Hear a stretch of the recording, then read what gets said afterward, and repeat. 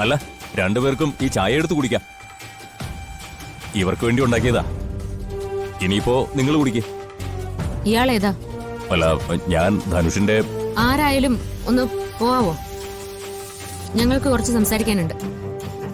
അല്ല, അതിപ്പോ മൂർത്തി.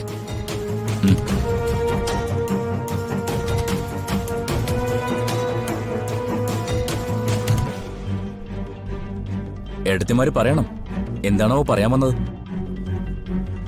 ഇന്ന് തന്നെ ഇവിടേക്ക് വരണമെങ്കിൽ അതില് വലിയ എന്തോ കാര്യം ഉണ്ടാവണം, അല്ലേ? കാര്യമുണ്ട്. ഞങ്ങളിപ്പോ ഇവിടെ നിൽക്കുന്നത് അച്ഛൻ പറഞ്ഞിട്ടാ. നിങ്ങൾ ഇറങ്ങിയതിനു ശേഷം അച്ഛന് വയ്യാണ്ടായി. ഹോസ്പിറ്റലിൽ കൊണ്ടുപോയി. തൽക്കാലം പ്രശ്നമൊന്നുമില്ല. എങ്കിലും അവിടെ വെച്ച് അച്ഛൻ എന്നോട് ആവശ്യപ്പെട്ടൊരു കാര്യമുണ്ട്. അച്ഛൻ വീട്ടിലേക്ക് എത്തുമ്പോൾ നിങ്ങൾ അവിടെ ഉണ്ടാവണമെന്ന്. ഉണ്ടാവുന്ന വാക്ക് കൊടുത്തിട്ടാണ് ഞാൻ വന്നിരിക്കുന്നത്. ആ വാക്ക് പാലിക്കാണ് ഞാൻ ഇങ്ങോട്ട് വന്നത്.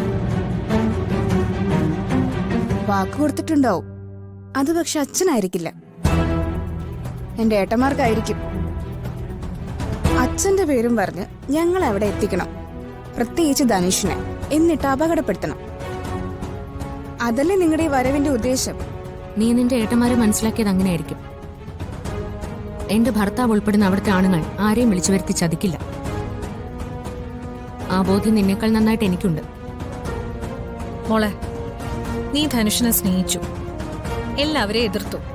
പക്ഷേ നിങ്ങളായിട്ട് തന്നെ നിങ്ങളുടെ ജീവിതം തെരഞ്ഞെടുത്തു. നീ ധനുഷിനെ വിവാഹം കഴിച്ചതോടെ ധനുഷ് നെല്ലിശ്ശേരിയുടെ ഒരു ഭാഗമായി കഴിഞ്ഞു. അതിനെ അംഗീകരിച്ചാലും ഇല്ലെങ്കിലും സേതുമാധവൻ എന്ന നമ്മുടെ അച്ഛന്റെ മരുമകൻ തന്നെയാ ധനുഷും. അത് അംഗീകരിച്ചതുകൊണ്ടാ വിളിച്ചോണ്ട് ചെല്ലാൻ ആവശ്യപ്പെട്ടത്. അതൊന്നും ആവില്ല ഏട്ടത്തി. ഇതുപോലൊരു വാടക വീട്ടില് ഞാൻ താമസിക്കുന്നതിന്റെ കുറച്ചിലായിരിക്കും എല്ലാവർക്കും. എന്നാലേ എനിക്ക് ആ കുറച്ചിലില്ല.